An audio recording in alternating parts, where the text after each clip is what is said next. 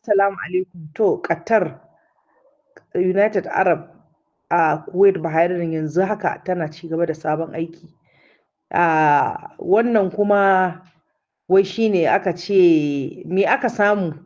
Aka ce abin da dai aka fara aka saba samu mace ta haifi mace. Mazan dai sun tafi mazan ne suka ƙara dawowa. Ga wani sabon narjani ya ƙara bayyana, Ibrahim Azizi. Shi kuma shine shugaban a majalisa ta National Security and Foreign Policy Committee, shi ne ya ƙara bayyana shi kuma dan ne ni gaskiya ban san wannan fuskar ba. Ya yi magana akan cewa gaba ɗaya to kuma an zo red line ɗinsu. Sannan kuma komai zai shige. To sai suke tambaya to kai me ka fahimta kai akan wannan al'amari. Jama'a, Iran fa ta wuce yadda ake tunani. Duk wanda ya tafi fato wata sabuwar fuska ce da tafi wannan. Kai da kaga fuskar shi kaga mazaji. Wallahi wannan ba su zo su yi wasa ba. Su ɗin ba su san komai ba, su yi aiki. Su ba matsorata bane, ba malalata bane, ba masu son duniya bane. Su ɗin ba su san komai ba face izza ta gidan Imam Ali. Izza gidan annabta ce take rike da su kawai. Ba makwaɗayayyu bane, ba masu bautar shedan bane. Ba masu rayuwa ne a jikin mulki ba, kaman wancananka masu bauta Donald Trump suna mai sujjada saboda ya ba su mulki. Su a gurin Allah suke nema. Mutanen nan abin da zai baka mamaki, jiya wani hoto da aka nuna na Laljani, bakin aljihun shi a kot ɗin shi har ta dan fara barkewa. Ba ruwansu da duniya. Waɗannan mutanen sun yi nisa, sun yi nisa, sun yi nisa. To Allah taimaki jamhuriyar musulunci ta Iran. Wannan kuma Ibrahim Azizi, to fa Allah ya taimake shi, Allah ya rufa asiri kawai. Amma waɗannan larabawan alama kan su ma fa za su tashi. Nan kuma Press TV ce ta Iran wadda take fassara musu da yarensu da Ibaranci. Suke cewa ɗaruruwa na abubuwan ƙwallaye na waɗannan mizal ɗin ga sunan a Isra'ila suna yawo a sararin samaniya Isra'ila. Kai wannan sararin samaniya ya haske. Allah ya nuna mana ana jefa guda 100 wannan mizal din. Sun tsane shi. To Allah ya sa muga Iran ta kuma jefa 100. Na san dai ta fara jefa 100 ba za a yi kwana 7 ba Isra'ila insha Allah. Kuma base din America ne da ke Riyadh. Shi ma yake karɓar nashi kayan kai tsaye daga Iran. Shine gashi ne yake bindiga. Masha Allah, Allah taimaki jamhuriyar musulunci ta Iran. Yau fa daren nan fa ƴan uwa Iran fa sai fa a hankali. Wallahi tallahi Iran lalle dama sun ce yau sun je red line. Duk wani saurarawa da ake wala saboda ai abin da yake baka mamaki, duk wani munafarcin fa da laraban ake yi. Daga gurin duk abin da suke faɗa munafukai daga gurin su ake ka hannun mutane. Allah ya munafukai.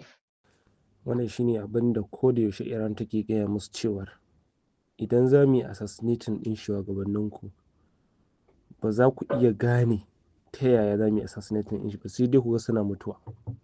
To yanzu wannan matakin ake jama'a. Kullum sai an kashe manya a Isra'ila. Kullum sai an kashe su. Kullum sai an kashe su. Wasu akan titi maka dinga tsintar gawawakin su. An kasa ganewa in ka wuce harin makamin mai linzami da yake ritsa wasu a cikin gidajensu. Akwai waɗanda an ga gawawakinsu a cikin mota. Akwai waɗanda an ga gawawakinsu a kan hanya. Ba a san meye makasudin kashe su ba. Iran kenan.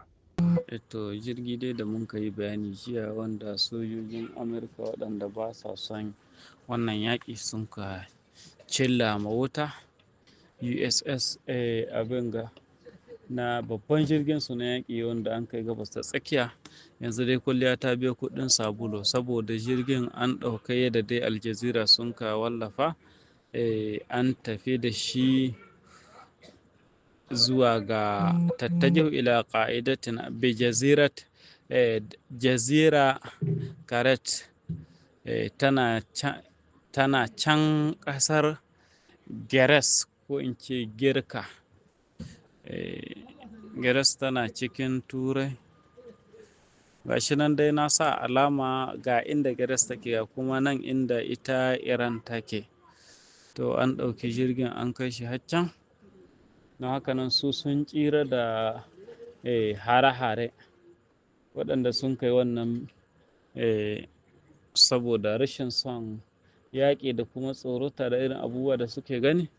Kaga su kan waɗanda a cikin jirgin nan da an ka ɗauko jirgin nan da sauran jirage da a ciki, su kan za su zama iri kenan. Lallai an yi girka da jirgin, wanda ke nuna mai kasawa Amurka, saboda abin da an ka ɗauko har Amurka a ce an kawo shi kuma har ya lalace ba tare da kwalliya ta biya kuɗin sabulu ba. Wanda jiya zuwa yau Iran suna wasu hare-hare, Isra'ila ta zama wani abin takaice, tun da ba mu cewa abin tausayi in ka ga yadda take ƙonewa. Don dai mun rage ayyuka ne saboda sallah, amma kai abubuwa da suke faruwa a Isra'ila jiya zuwa yau, gaskiyar magana sai sun mutu ba su iya mancewa da su. Sojojin Iran sun hinahirsa sauri sun tabbatar da cewa sun murƙuse wasu marakiz na askariya, bi ma'ana wasu cibiyoyin soja na waɗanda suke junubu Isra'il, bisaruk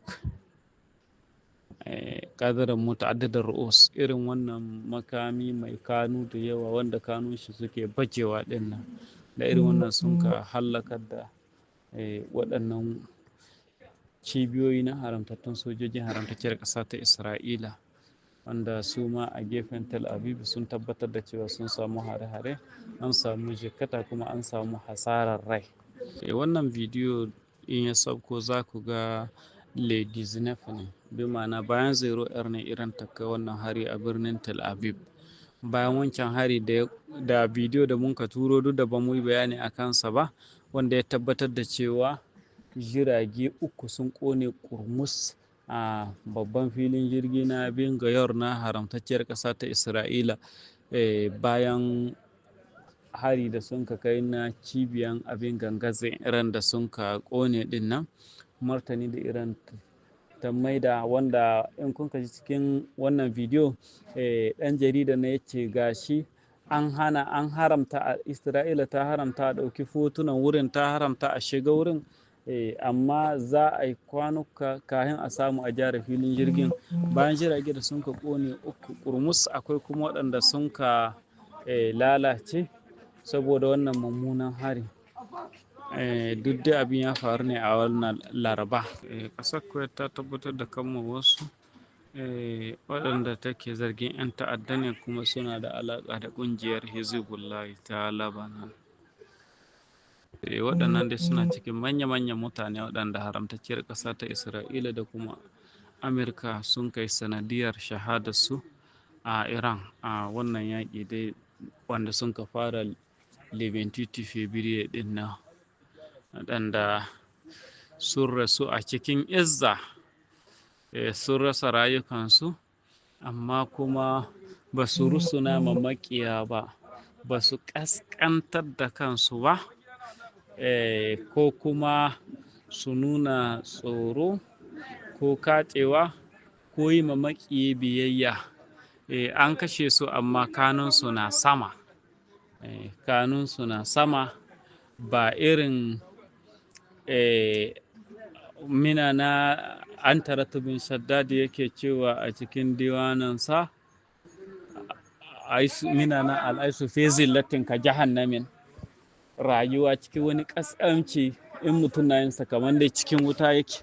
To an kashe su, amma kuma sun mutu a matsayin gwaraza kuma abubuwan misali.